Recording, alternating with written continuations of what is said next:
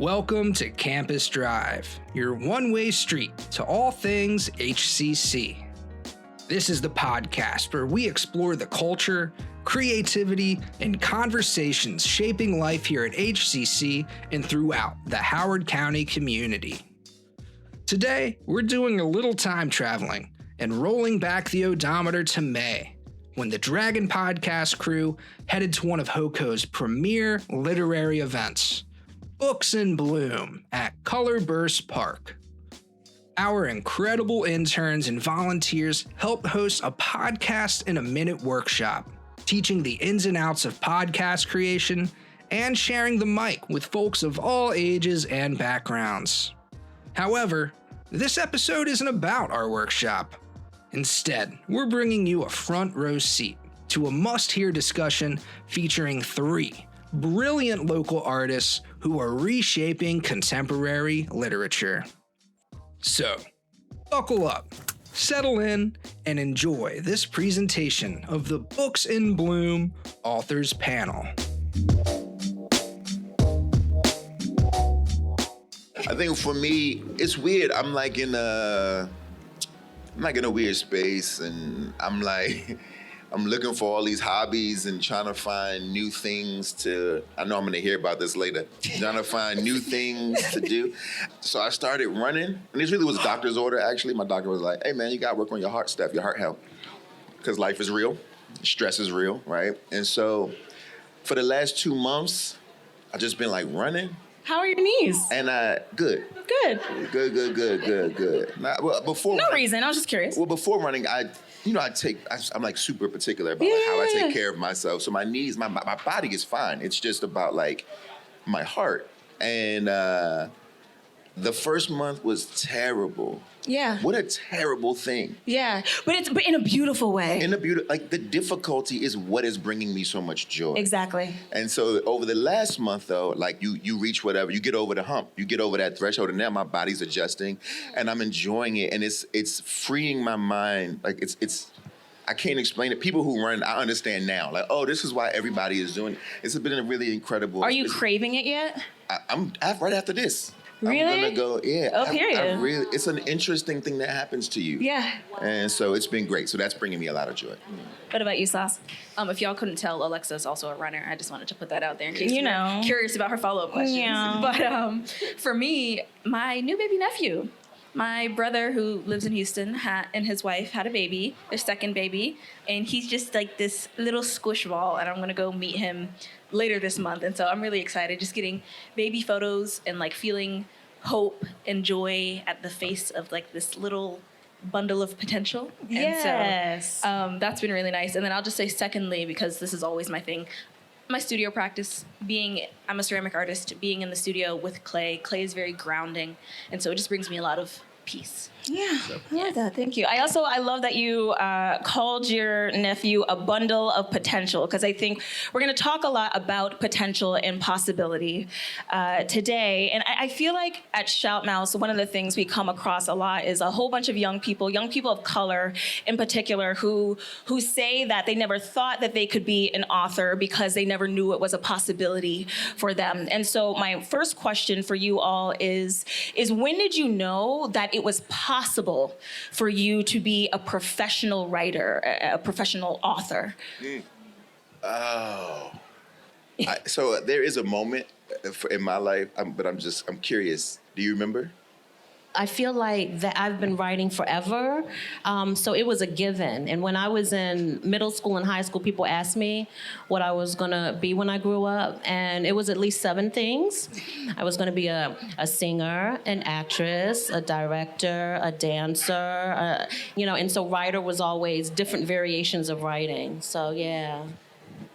For me, I don't know that I can say it was a specific moment, because I think I grew up with a lot of a great blessing, a great privilege in that I was homeschooled, and my teacher was my mom, who was also an educator.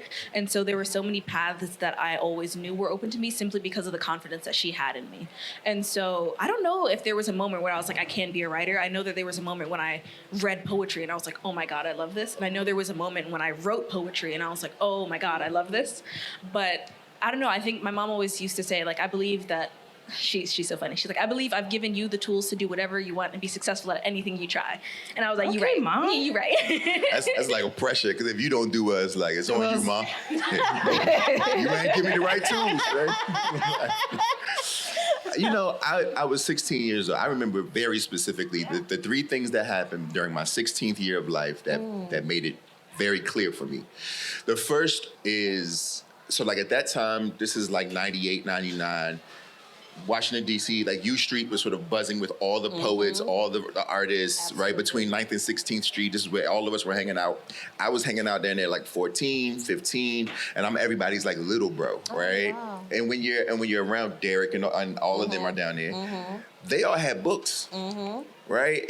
Because they just hustling their wares. They're trying to figure out how to make $5, $6 off the night. You show up at the open mic, you do your poem, and then you're like, I got these books for sale. And I had never seen anybody that I could put my hands on who had made a book, because books if you didn't read books growing up, it almost felt like books were made by like robots and machines. Like you couldn't imagine that somebody was writing this stuff, right? And so that was the first thing. Later that year, my cousin, whose daughter went to Georgetown Day School, which is one of those fancy schools, called me and said that her daughter didn't want to go to this special event and she wanted me to go with her instead. And I was like, okay, where are we going? And we got to go to the school for some lecture. And I'm like, I don't know if I want to go either. And it ended up being Maya Angelou. Wow. And it was weird because it was the first time, like at the time, uptown where their school is located, they suspended yellow curbs for the night. Like, so you could park. It was the wildest. Maya Angelou came to town. It was like, you could park on a yellow curb. You can like the laws don't matter. So when Maya's in town. Right, Maya's in town, the laws don't matter. Like, in Georgetown, LA. It was crazy, right? And so I go and I sit in the front row. I remember Maya Angelou coming out on stage, and it was the first time that I felt like backdraft. Like felt like we talk about sort of like, oh man, this person came in, they just got like a thing. Maya Angelou, you could feel yourself being pushed back in the seat when she stepped on. It was the strangest experience. Yeah. And she told her story. It was an hour. She's crying on stage, reminiscing about her childhood and talking about her son. And then I left there and I started to call her. Like, back then you could get everybody's phone number from the phone book. Oh, so she didn't give it to you? No. I went in for the phone. Okay. And she worked, at the time she was working at like somewhere in Winston-Salem. And I'm calling her phone, her office phone. Wow. Like every day. How you doing, Ms. Angelo? My name is Jason Reynolds, and I think, I'm working really hard. And I just want you, if you could read this work for me, like I think you would really see what I'm trying to do. Because when you're 16, you're clearly a genius, right? Yeah. But it was like, it became so real just to see her. Was right? it poetry you were It was writing? poetry at the time. Okay. Just to see her was enough. Yeah. Wow. I love that. And I'm a huge believer in poet supremacy. I will say that all of us on this stage are poets or, have started off as poets. I think one of the things that's really funny about y'all's answers is that like there is a thing when you are a poet, when you're like, even if I don't see it as possible, I will write it into being. Like there is no other choice. I do this. This is who I am. Therefore, now it is what I do. Even when you're talking about, I wanted to be 7 different things. I think poets are really great shapeshifters and they can fit themselves into many different things, which is beautiful. And I think that DC in particular is a beautiful place to be a poet, a beautiful place to be an artist in general. I think a lot of times we are overshadowed by just like the political noise, but I think DC in particular has a way of making a writer a writer. And so I'm curious about how DC has provided that space to you. How has it, rubbed itself off on your work? Ooh, this is such a good question. Thank you so much. I made it myself. Never mind. I love this question because, I write all the time and I'm constantly, I run an open mic and I'm constantly doing this poetry hustle. And people ask me oh, where did you study? Or what did you study in college? And I'm like, actually, it wasn't poetry. I got my poetic education from the city of DC, from the DC poets community. And I love being able to say that because when I go into spaces and my work is held up beside people who, for example, have BFAs in poetry or who are, have been writing for years. And I'm like, you know what? My work holds up because of my teachers. And so I really, really love that fact. I say that I grew up on the Red Line because I live and was raised in Silver Spring. But I spent all my time riding the train to St. Stephen's Church in Columbia Heights and Howard University, where I studied ceramics. And I got to learn from people like Raquel Raw Brown and Brandon Johnson and Sammy Miranda and like so many amazing poets who are just in the city writing poetry and challenging you to be better. And so, yeah. And that's what I like to call the people's MFA, you know, where you are learning from the people and reading. I mean, that counts for something for sure. You know, in case it wasn't obvious, I'm the old head on the stand, right? And so as I was listening to you, and when he looked at me and he was mentioning poet Derek Weston Brown and Alan King, and so even Fred Joyner just bought his book, and Fred Joyner has been a staple in DC and just released his debut. It's a poetry book, but it has visual art in it, and he's just an intellect. You know, a very long time ago, I was part of a series interviewed by him before I even realized that I was a poet. I was still identifying primarily as a playwright. But when you were talking about 1998, when you were a young person, so I was in graduate school, coming down to Mango's, Bar None, Kaffa House. I won some money at Kaffa House, sharing my poems, still not identifying as a poet, because it took a while for me to realize that, as you say, poetry is through everything that I do. Even my first play that I produced, there was a poet character. And so I was born in DC. I was raised in Montgomery County and Prince George's County. I'm so old that I was in 5th grade with Dave Chappelle. Oh. Yeah, I heard some, oh no. But I say all of that DC was basically the landscape in which I grew as an artist, as a creative. And so that's when I say I was going to be 7 things. It's because there was no limit to the possibility or the potential of who I can be. And I was always encouraged, particularly when I was in school in Silver Spring, Montgomery County, just encouraged to be anything. And there was no limit to that. And so I homeschooled my daughter. When I didn't know you were a homeschool baby. That is one of the things with homeschooling, is that I was able to provide for my daughter space to be her best self, because sometimes those spaces don't exist for Black and brown children. And so I have recently, and going back to your initial question about joy, at 52, that is what I am trying to recapture for myself. And so just full circle answering all the questions while I got the mic. That's dope. I mean, for me, I think 2 things come to mind. Number one, I felt very fortunate to be a young person who got to see that this was possible, because the art world back then in DC was so, and still is, so communal and very much like, they used to give me special wristbands so that I didn't go to the bar. It was like, hey, you can come in, but you're going to have to give you this wristband so that we can watch you. And I would sit in the back and I would watch all these people. They would let you in Bar None? They would let me in Bar None. Oh, really? But Tariq, you remember Tariq? They would let me in Bar None, and they would give me a special band. And I would sit in the back and wait my turn, usually at the end of the night when everybody's gone. And I remember the sound poets and all of this, and it was an amazing, I feel very lucky to have been a part of that time as a very young person, because it let me know what I was capable of. And it put me in position, much like how you were saying, it put me in position to be around people who were better than me and who had been working harder than me or working longer than I had been.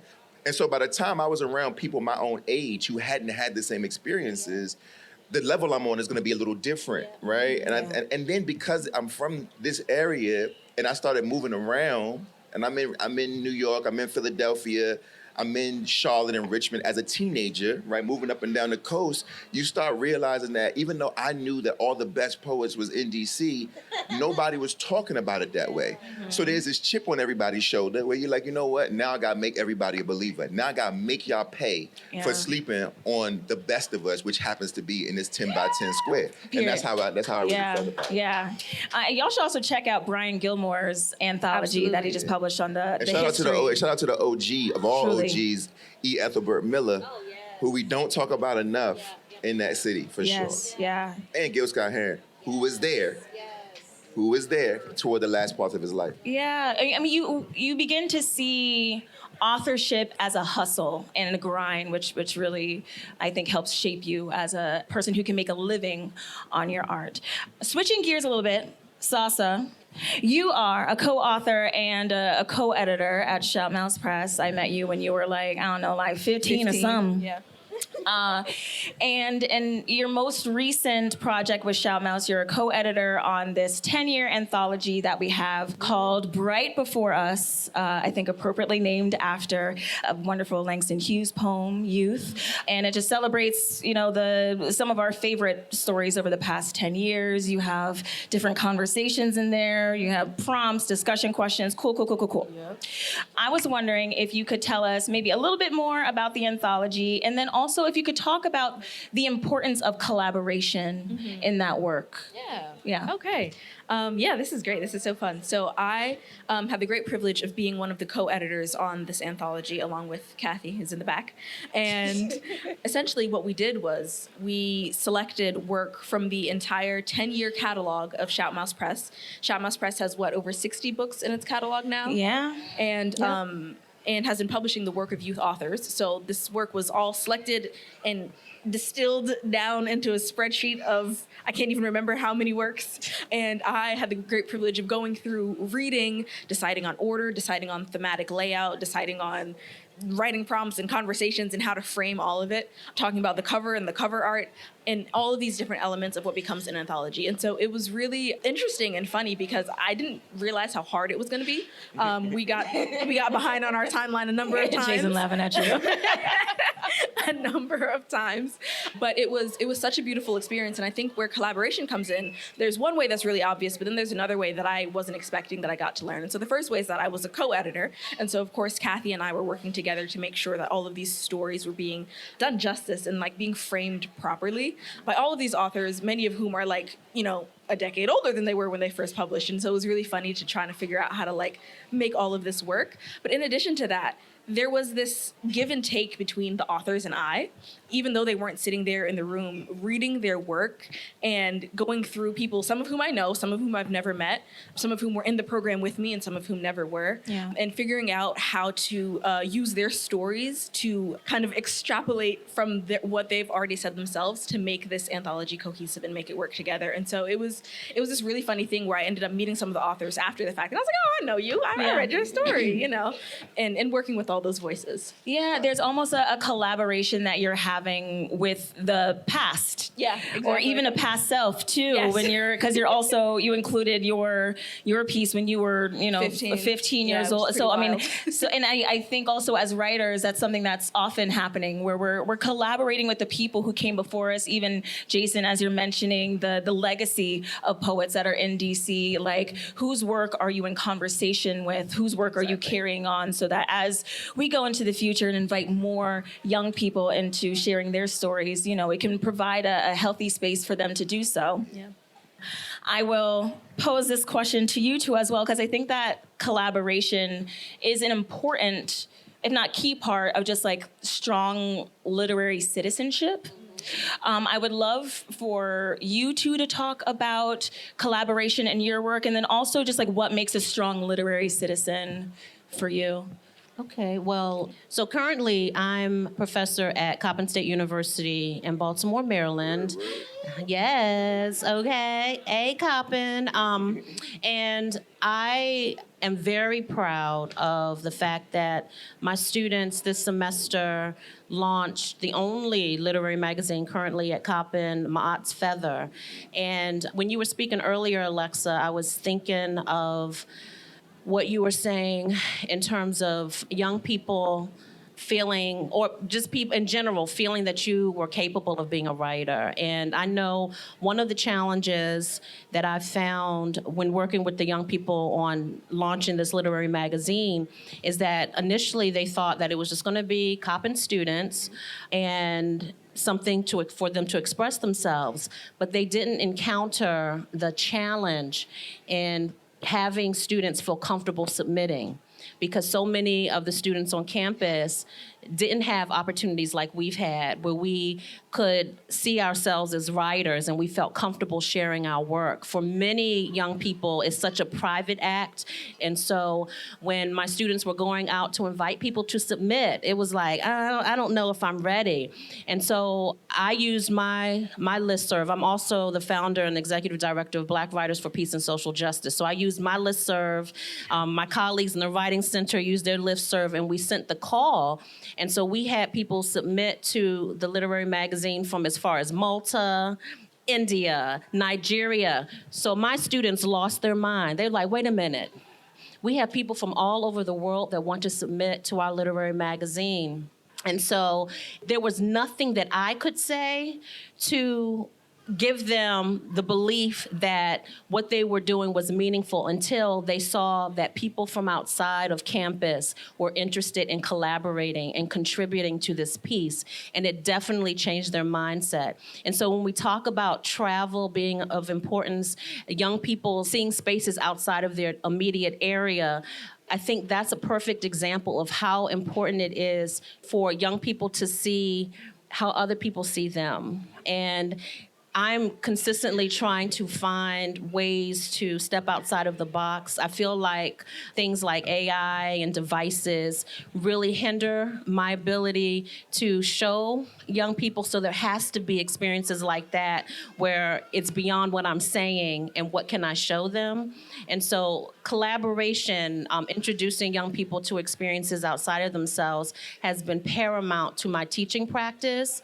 And when I even think of myself as a writer, I'm always thinking of myself as an educator and a connector. And so collaboration is key and foundational to that. Awesome. Yeah. I think I'm always trying to figure out how to turn this thing into play, because it is and it should be. And so writing is one of the only things that I think gets, where the playfulness of writing is stripped away, and it always is turned into some sort of intellectual endeavor or some sort of weird measuring stick to measure your intellectual capacity, used in the academy to do all kinds of strange things as far as siphoning off who deserves to be where and when, and who gets to say what and when, and who gets to be engaged in particular conversations, typically taught as a science, right? Everybody teaches language arts, but only the language part and never the art part. And so usually, for me, when I'm collaborating because I'm looking for play. I want writing to feel like writing is already difficult innately. I want to work hard to sort of inject as much joy into it as possible.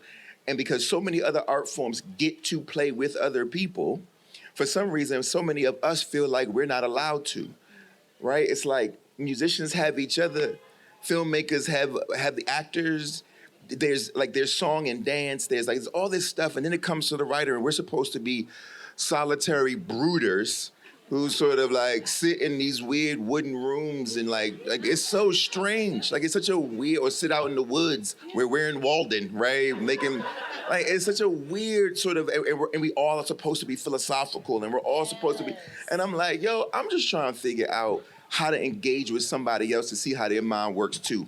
And if I were to say, hey, let's throw this on the, here's an idea, you show me what you got, I'll show you what I got, and let's figure out how to do this dance together. Yeah. To me, maybe we might just make something that feels fresh to us, right? And that matters to me. Yeah.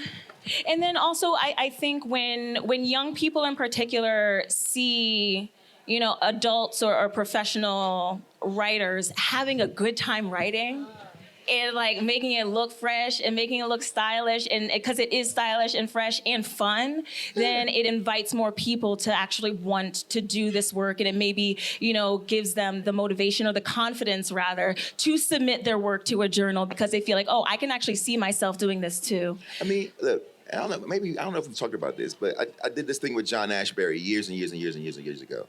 And for those of you who don't know, John Ashbery, he's passed on now, but he was they called him the father of postmodern poetry, which is neither here nor there. He was a very old white man who was good at his job, but also praised in a way that most of us will never get the opportunity to be praised for obvious reasons.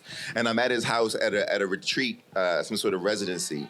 And there's all these kids there who are fresh out of Harvard and Princeton and Yale, 19, 20, 21, 22 years old. And they're there to sort of pray at the altar of John Ashbery and to what can you give me, Mr. Ashbery? I'm 25 and I'm this is okay, but I'm not because my tradition is different. Yeah. And there's a moment where all these young Ivy Leaguers are asking him, what did you mean when you wrote this? Or where did these ideas come from? Or what does this mean? Or what is this? At 95 years old, he looked at them and he said, I know you're going to be heartbroken to hear this, but all these poems are about Batman. Right? And I thought to myself, exactly. Right. Y'all, Shakespeare would have said the same thing. Y'all gave it all its gas. I was writing a soap opera, poking fun at the king and queen, and y'all turned it into something else. Right, which is the power of it and also the detriment of it sometimes. Yeah, felt. Okay. I could go on forever, but I was already given the little signal. And I know my mama who's in the audience, she wanna go get something to eat or something. I don't know. So we are gonna wrap this up. But let's see. So to close out, and in honor of poetic legacy and of maybe sharing a gem with these beautiful people here that they can take into their own lives and into their own writing practices, do you have a gem of your own that maybe a mentor has shared with you that has helped either reshape or pivot or just open up your work that you would like to share with the people here? Well, I'll get mine out the way. Yeah. And it wasn't a mentor who told me this, but it's something that I have been thinking about for a long, long time. And I think that as far as writing is concerned, I think poetry, I always say, I think poetry is the piano of literature, which basically just means for the musicians in the room, if you can understand the piano, you might not be able to understand all the other, you might not be able to play all the other instruments, but you'll understand them. Yeah. And I think learning sort of devices, poetic devices, how your licensing works, how enjambment works, how to metaphorize, how all these things. I think if you learn that, then you understand language in general differently. And the second part of that is James Brown said that to him, every instrument is a drum. And which is the reason why his music sounded so percussive, why the horns were percussive, why the guitar was percussive, right? And to me, all writing is poetry. And if I can keep that in mind, then I can deploy those devices whenever I need to turn prose into something I want it to be, right? I don't feel bound by it. I love that. That was beautiful. And I think when we even think of the different types of writing styles like music, a lot of that is for marketing purposes. And so once we get away from really trying to categorize our style of writing, then we can be more free. But I had a wonderful conversation. First of all, I would like to give it up to Janae and to her team for producing this wonderful event. And what I have been very impressed with are the young people who have been, what do they call themselves, our handlers? But the volunteers who I've been, the young high school students that I've been meeting, and I had a conversation with a few of them around writing and asking me for advice.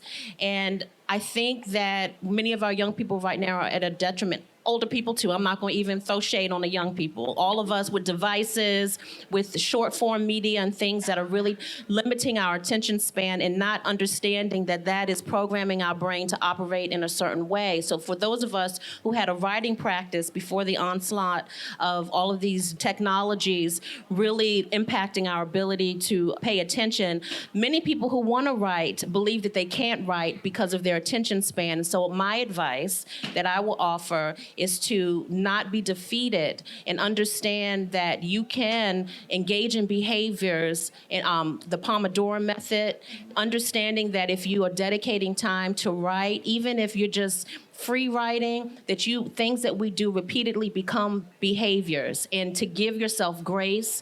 Don't believe the hype that, as everything that he said, that it's only this elite group of people that can write. Give yourself grace, but also give yourself patience and attention to dedicating time to write so that you can grow your practice. Beautiful, thank you. And I'll just close out with something quick. And this is something that I've heard from multiple mentors and also from Shoutmouse educators as well, which is the world needs your story. And it's really as simple as that. The world needs you. It needs your voice. It needs your unique perspective. It needs to hear what you have to say, because all of us have things that we're missing. All of us have blind spots and things that we're not aware of. And so you need to be able to share your voice so that we can all learn together. It's necessary, it's required. You gotta write good. You gotta keep writing, write forever, write until you can't write anymore. You have to share your voice. And not like pressure, but like we really desperately need to hear you. That's all. I was gonna say, so it's not pressure, but please. Okay, beautiful. Give it up. Give it up. Give it up for these fantastic authors, Jason Reynolds, Dr. Khadijah Ali-Coleman, and Sasa Aakil. Dr. Khadijah and Sasa, y'all have a book signing right now. And then also definitely visit the Shout Mouse Press tent to purchase some books and see some other youth authored books. Thank you so much, y'all.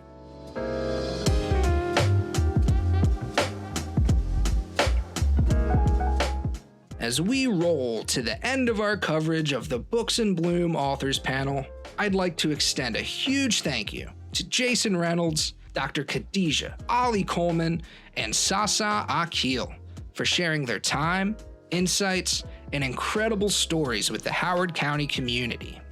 And of course, we can't forget to shout out Janae Wheeler for inviting Dragon Podcast to be a part of this spectacular event. If you're a reader, a writer, or just love wholesome community vibes, put this event on your calendar for next year. You won't regret it. If you want to stay in the loop with the conversations driving our community forward, be sure to subscribe to Campus Drive wherever you get your podcasts. Want to hear the other amazing shows we're cooking up? You can also follow Dragon Podcasts and check out our full lineup by visiting our main page on Podbean. Just search Dragon Podcasts. Thanks for cruising with Campus Drive today. Until next time, keep exploring, inspiring, and creating. This is Ryan Record, signing out.